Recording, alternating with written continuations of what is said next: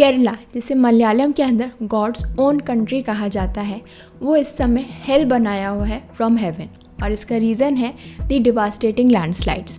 इन landslides की वजह से अभी तक 270 से भी ज़्यादा लोगों की डेथ हो गई है। पता नहीं कितने लोग मिसिंग है, जाने कितने लोगों को रेस्क्यू किया जा रहा है। बट केरला के लिए ये कोई नई बात नहीं है। अगर हम 1961 से लेके 2016 का पीरियड देखें तो वहाँ पर अभी तक 295 लोगों की डेथ हो गई थी बिकॉज ऑफ लैंडस्लाइड्स। और अगर हम 2015 से 2022 के बीच का पीरियड देखें तो पूरी कंट्री के अंदर, पूरे इंडिया के अंदर 3782 लैंडस्लाइड्स देखने को मिली थी, जिसमें से अराउंड 59.2% लैंडस्लाइड्स जो हैं वो केरला के अंदर हुई थी। इनफैक्ट अगर हम रीसेंट ईयर्स की बात करें तो 2018 के अंदर जो केरला है वहाँ पर ऐसे ही डेडली फ्लड्स जो हैं देखने को मिले थे, जिसमें 400 लोगों की डेथ हो गई थी। उसके बाद 2021 में भी ऐसा ही हुआ था, मल्टीपल लैंडस्लाइड्स जो हैं देखी गई थी इन दी केरला, कोट्टयम एंड इडुक्की डिस्ट्रिक्ट। 2022 में भी ऐसी ही जो है रेन रिलेटेड लैंडस्लाइड्स और फ्लैश फ्लडिंग देखने को मिली थी।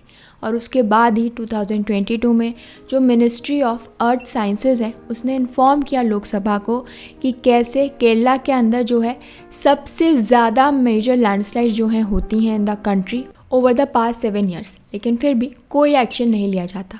आप लोग सोच रहे होंगे कि मैं ये क्या कह रही हूँ, ये तो नेचुरल कैलामिटी है, इसको कोई कैसे रोक सकता है, इसका क्या सॉल्यूशन है। ठीक है, ये नेचुरल कैलामिटी है, रेन रिलेटेड है, बट फिर भी इसके बहुत सारे ऐसे भी रीजंस हैं जो कि मैन का ग्रीड है, जिसकी वजह से केरला के अंदर ये जो नंबर ऑफ़ लैंडस्लाइड्स हैं वो बढ़ती चली जा रही हैं, जो कैजुअलिटीज़ हैं वो बढ़ती चली जा रही हैं।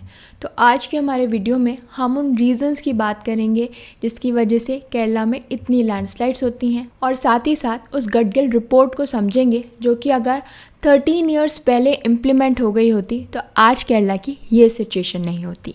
तो मेरा वीडियो लास्ट तक देखिएगा और अच्छा लगे तो please like, share and subscribe to my channel. अब अगर हम केरला की लैंडस्लाइड्स की बात करें तो सबसे पहले हमें ये देखना होगा कि ये लैंडस्लाइड्स होती क्यों हैं। तो ये जो लैंडस्लाइड्स हैं ये बेसिकली एक नेचुरल फिनोमेना होता है जो कि कहाँ देखा जाता है, इन स्टीप माउंटेन रीजन्स, जहाँ पे जो large quantity of material composed of rocks, boulders, loose mud, soil and debris जो है वो देखी जाती है, which are driven down the slope with force. In fact 2023 के अंदर जो इसरो है, यानी जो इंडियन स्पेस रिसर्च ऑर्गेनाइजेशन है, उसने रिलीज़ किया था the landslide Atlas of India, जिसके अंदर उन्होंने आइडेंटिफाई किए थे कि कौन कौन से लैंडस्लाइड हॉटस्पॉट्स हैं इन दी कंट्री, और जो रीजन्स, जो एरिया सबसे ज़्यादा वल्नरेबल हैं वो हैं Himalayas and the western Ghats. अब अगर हम उन फैक्टर्स की बात करें जिसकी वजह से लैंडस्लाइड्स होती हैं तो there are 2 most common factors. सबसे पहला है कंडीशनिंग फैक्टर और दूसरा है ट्रिगरिंग फैक्टर।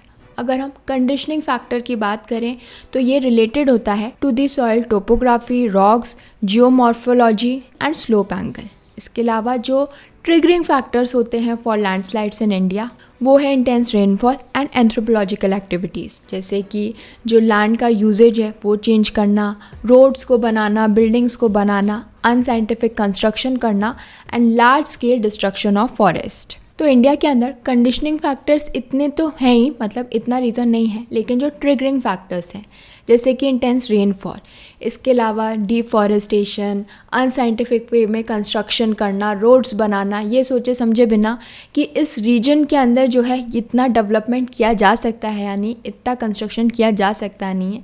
तो ये मेन रीजंस हैं कि क्यों जो है इंडिया के अंदर लैंडस्लाइड्स देखने को मिलती हैं। अब अगर हम स्पेसिफिकली केरला की बात करें कि वहाँ पर क्या फैक्टर्स हैं फॉर दिस लैंडस्लाइड, तो जो साइंटिस्ट हैं और जो एक्सपर्ट्स हैं उन्होंने समझा, देखा कि क्या रीज़न है। तो उनके अकॉर्डिंग केरला के अंदर जो ये सिचुएशन है, it is a combination of natural and human factors, जिसकी वजह से इतना डिवास्टेटिंग पैटर्न जो है देखने को मिलता है इन केरला एवरी ईयर। अगर हम सबसे पहले जो केरला है उसकी टोपोग्राफी और सॉइल की बात करें तो जो वायनाड है, जहाँ पर इस समय सबसे ज़्यादा जो है डेडली लैंडस्लाइड देखने को मिली है, तो उसकी एक यूनिक टोपोग्राफी है जो कि वल्नरेबल है टू लैंडस्लाइड्स, क्योंकि केरला का जो टेराइन है उसके अंदर 50% जो है ऐसी स्लोप्स हैं which have more than 20 degrees. तो इसकी वजह से जो सॉइल इरोजन है और जो लैंडस्लाइड है वो एरिया प्रोन है फॉर दिस।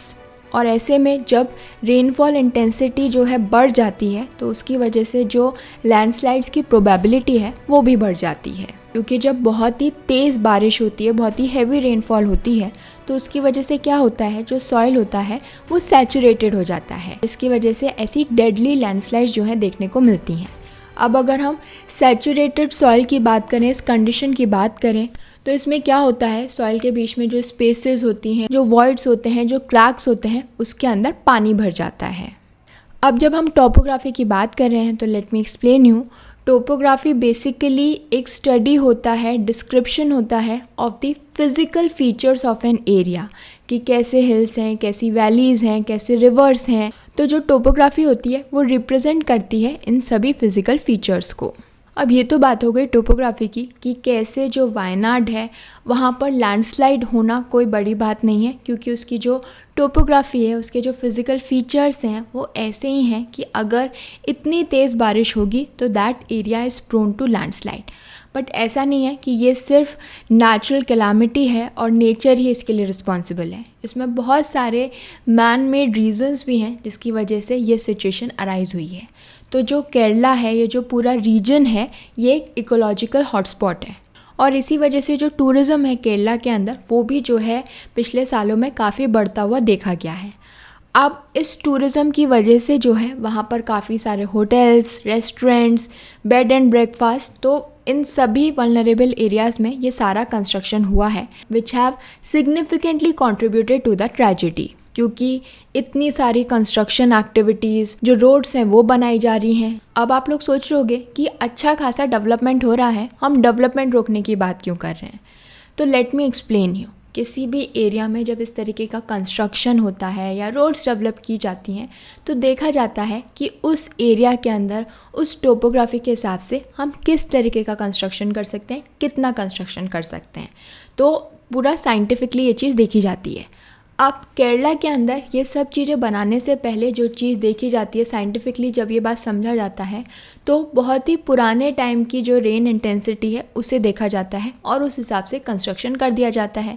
लेकिन पिछले 5-6 सालों के अंदर जो रेन की इंटेंसिटी है, जो इस तरीके की फ्लडिंग है, वो काफ़ी बढ़ गई है और उसे ध्यान में ना रख के पिछला जो डेटा है वो लेके जब कंस्ट्रक्शन किया जाता है तो इस तरीके की ट्रेजेडी होती हैं। तो अभी हमें ज़रूरत है कि हम नए सिरे से दोबारा सोचें, ये जो नए फैक्टर्स हैं, जो नए रिस्क फैक्टर्स हैं, उन्हें सोचें बिफोर कंस्ट्रक्टिंग रोड्स और कल्वर्ट्स। क्योंकि जब हम बिना सोचे समझे इस तरीके का कंस्ट्रक्शन कर देते हैं तो हम बेसिकली स्पेस नहीं देते हैं रिवर वाटर को, जो कि एक इम्पॉर्टेंट फैक्टर है for flash flooding.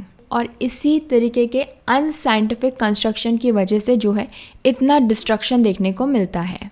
So in short we can say कि ये जो रैपिड ग्रोथ हुई है इन द इंफ्रास्ट्रक्चर, इसकी वजह से जो वहाँ का टॉप सॉइल है वो डीस्टेबलाइज हो गया और यही रीज़न है कि क्यों जो है इतनी डेडली लैंडस्लाइड जो हैं उस एरिया के अंदर, उस टेराइन के अंदर देखी गई, क्योंकि इस इंफ्रास्ट्रक्चर ने, इस कंस्ट्रक्शन ने वहाँ का जो टेराइन था उसे इनस्टेबल कर दिया।